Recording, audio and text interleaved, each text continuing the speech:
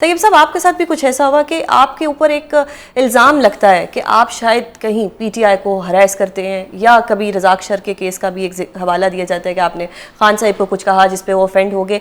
ये पीटीआई के माइंड में ऐसा क्यों आ रहा है, जबकि मीडिया एक ऐसी चीज़ है जो उनकी आवाज़ को आवाम तक लेके आ रहा है? तो ये सारा जो वाक़या हुआ, हम इसकी मजम्मत करते हैं, लेकिन how do you see this? देखें, आपने खुद ही वो बात की कि तहरीक इंसाफ में अब वो वाली लीडरशिप नहीं रही, लेकिन मैं अगर यहाँ पे आसिफ अली जरदारी की एक बात कोट करूँ, तो सदर जरदारी सियासत में हमारे यहाँ मंजे हुए वही हैं, और जिनकी बात जो है, जिनको मैं सियासत की यूनिवर्सिटी समझता हूँ, आसिफ अली जरदारी साहब को, तो उन्होंने कहा कि तहरीक इंसाफ को आप पॉलिटिकल पार्टी मानते हैं, हम नहीं मानते।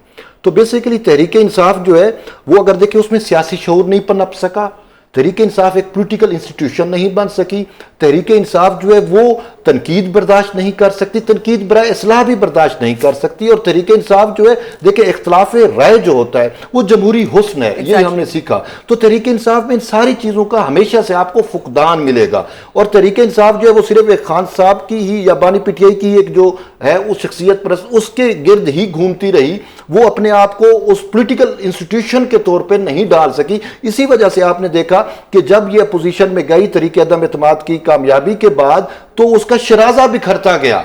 वरना आप दीगर पॉलिटिकल पार्टीज को देखें तो उसमें जब भी उनकी मेन क़यादत अगर जेलों में भी जाती थी, तो वो पॉलिटिकल पार्टीज चूंकि इंस्टीट्यूशन बन चुकी थी तो वो इंटैक्ट रहती थी। लेकिन पीटीआई जो है वो आपके सामने है, जिस PTI is all about Imran Khan. हाँ, तो ऑल अबाउट इमरान खान। लेकिन जो बैरिस्टर गौहर ने एक फीका मुजाहिरा किया जो कि उसी दिन हो जाना चाहिए था, how do you see this? देखिए, ये तो तहरीक इंसाफ को सोचना चाहिए कि उनका अपना चेयरमैन, ठीक है, वो मतलब सुलझा हुआ इंसान है, और वो चीजों को सुलझाव की तरफ लेके जाते हैं। जैसे भट्ट साहब ने कहा, उन्होंने पहले अडियाला जेल में आए, मुझसे माजरत की, अपोलॉजी की, फिर उन्होंने हमारी जो Pakistan federal union of journalist है उससे बाकायदा उन्होंने माजरत की। तो वो अच्छा, और मैं बताऊं कि मेन मसला ये था कि ट्रोलिंग थी, संगीन नतायज की धमकियां थी, तो बैरिस्टर गौहर खुद कहने पे मजबूर हो गए कि तैयब, मैंने खुद अपने कमेंट्स ऑफ किए हुए हैं और आपको नहीं पता मेरी ट्रोलिंग कितनी हो रही है। बट साहब, आपने हमेशा एक रोल प्ले किया है। अभी जो शहबाज राना साहब के साथ हुआ, अब क्या सहाफियों पे पर्चे भी हुआ करेंगे, सहाफियों के ऊपर फर्द जुर्म भी लगेगी, सहाफियों पे पीका तो लग ही रहा था, कि क्या हो रहा है सर? देखें, शहबाज राना का केस एक पाकिस्तान का यूनिक केस है जिसमें छोटे मुजरिम को सजा होगी, बड़े को नहीं होगी। अच्छा, प्राइम मिनिस्टर पाकिस्तान एक तकरीर करते हैं, इंफॉर्मेशन मिनिस्टर एक तकरीर करते हैं कि हमने एफबीआर में ये इस्लाहात कर दी हैं, जो करप्ट अफसर थे उनको हमने पूल में, उधर पूल होता है इधर, उसमें डाल दिया है। सही है। और शहबाज राना वो स्टोरी करते हैं कि भाई ये मामला हो गया है, जो सहाफी का काम है, और किसी का नाम उस स्टोरी में नहीं है। सही है। यानी फर्द जुर्म कैसे लगी सर? अच्छा, तो अब उसमें ना तो प्राइम मिनिस्टर को फरीक बनाया गया, वही ना चेयरमैन एफबीआर को बनाया गया, नोटिस किया गया, फरीक बनाया गया, नोटिस नहीं किया। ठीक है।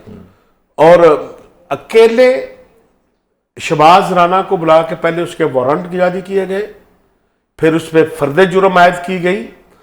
फर्द जुर्म, यह तैयब बलोच इस साने को छोड़ दे, एक तजर्बाकार कोर्ट रिपोर्टर, नो डाउट, या उस एफआईआर में शामिल या उस मुकदमे में सब लोग अगर मौजूद हों तो फर्द जुर्म हो सकते हैं। बिल्कुल। या पहले उनको इश्तिहारी करार दे दें और फिर आप एक मुजरम के खिलाफ फर्द जुर्म ऐड कर सकते हैं। इतनी सूरत के साथ शहबाज राना के खिलाफ ये केस चल रहा था कि ऐसे लगता था कि हफ्ते डेढ़ हफ्ते में, देखें ना, फर्द जुर्म ऐड करने के बाद तो अब सजा का मरहला ही बाकी रह गया था।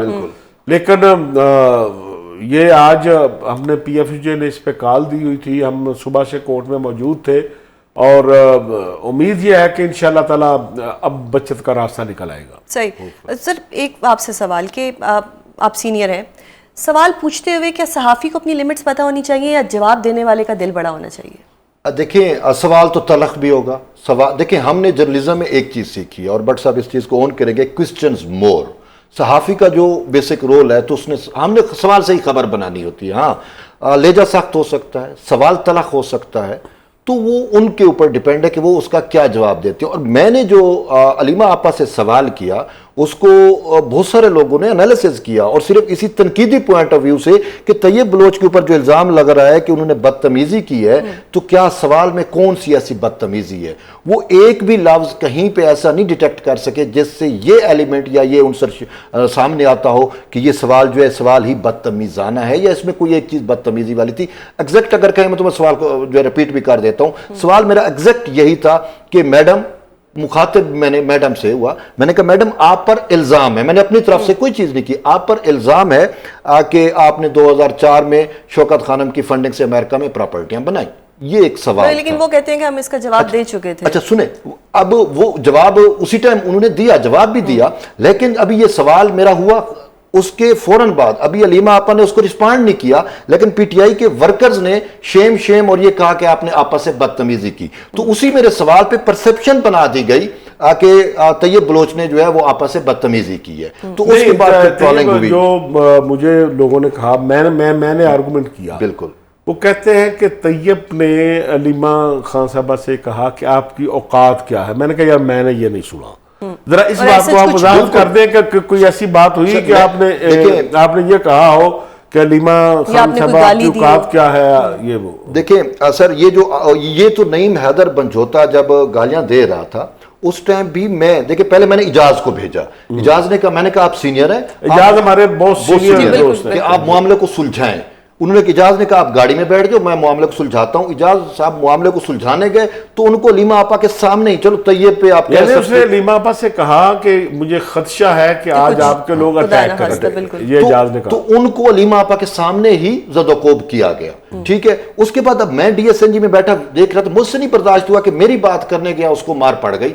तो मैं फौरन निकला और मुझे उन्होंने कहा बैठ जाओ। खैर मैं नीचे बैठ गया तो मैंने अलीमा आपा को मुखातिब किया। मैंने कहा आपा आपके सामने इजाज के ऊपर तशद्दुद हुआ है, हमें संगीन नतैज की धमकियां मिल रही हैं, आप प्रेस टॉक मीडिया टॉक करने लगी हैं, तो आप इसकी मुजम्मत कर दें। यही मेरा कोट एंड कोट था। उसके बाद देखें बट साहब, अगर मैंने कोई बदतमीजी की होती, मैंने कुछ कहा होता कि आपकी औकात क्या है, या मैंने कोई या देखिए परसेप्शन बनेगी तैयब ने गाली दी, तो वो देखिए हर चीज कैमरे पे रिकॉर्ड हो रही थी, उनकी गालियां रिकॉर्ड हुई हैं, तो उनको मुझे पढ़ने वाली मार रिकॉर्ड हुई है, उसमें सारा ही शोर थे, इतने कैमरे थे और सारा कुछ था। तो कहीं ना कहीं पे तैयब बलोच का ये जुमला आके उन्होंने कहा कि जो है वो औकात क्या है या बदतमीजी या गाली वटेवर जो भी, कहीं ना कहीं तो रिकॉर्ड होता। पूरी पीटीआई को वो चीज नहीं मिली, अगर मिल जाती तो वो तो मेरे खिलाफ क्या कुछ बट साहब ये खुदा ना खास्ता दोबारा भी हो सकता है, तो आप क्या सिक्योरिटी प्रोवाइड करेंगे हम सबको? देखिए एक तो अनफॉर्चुनेटली हमारी हुकूमतें जब को वाकया होता है तो एक्टिव होती हैं। हम बहुत अरसे से कहते चले आ रहे हैं कि एक सरकारी दफ्तर में जाके आप क्लर्क से एक कागज ले लें तो आपके कार्य सरकार में मुदाखलत का संगीन पर्चा दर्ज हो जाता है। बिल्कुल, ये हम जब पीपल्स पार्टी की गवर्नमेंट थी, जरदारी साहब से भी मुलाकात की, उन्हें भी कहते रहे, बाद में मियाँ साहब से कहते रहे, खान साहब से कहते रहे, इस गवर्नमेंट से भी कह रहे हैं कि अगर जर्नलिस्ट को उसकी ड्यूटी से रोका जाए तो इसे क्राइम करार दिया जाए, ताकि कोई ऐसी पाबंदियां तो लगाते जा रहे हैं कि बात करना मुश्किल हो रहा है, लेकिन प्रोटेक्शन के हवाले से एक लॉ तो बन गया है, लॉ बना है, लेकिन उसका कमीशन नहीं बन सका, अभी उसके रूल्स नहीं बन सके।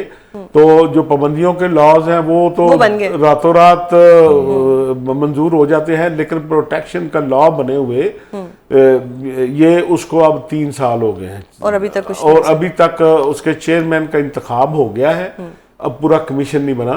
तो जब तक आप जो स्टेट की जिम्मेदारी है, देखें एक जर्नलिस्ट को जब मारा जाता है तो उसका कोई प्रॉपर्टी का तनाजा नहीं होता, उसके कोई खानदान का तनाजा नहीं होता, उसके कुछ बच्चों का तनाजा नहीं होता, उसको सच बोलने की पदाश में डेफेमेशन लॉज भी सच बोलने पे ही लग जाते हैं। तो इसलिए अब ये स्टेट की जिम्मेदारी है